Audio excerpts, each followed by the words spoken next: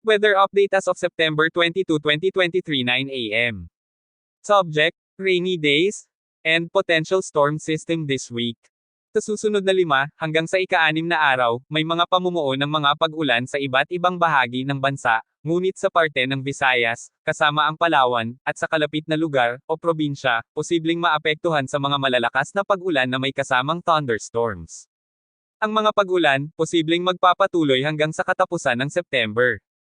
At may mga cyclogenesis, o maliit na sirkulasyon, sa South China Sea, West Philippine Sea, at Pacific Ocean, Philippine Sea, na posible magiging potential na storm system, o bagyo, pero sa ngayon, wala pang nakikitang storm system na direktang tatama sa bansa. Disclaimer bilang independent weather forecasting page, gamitin lamang ito bilang reference page. Donate any amount at GCash number 0945-322-4311 to improve our forecasting in the near future. Stay safe. Like, share, follow.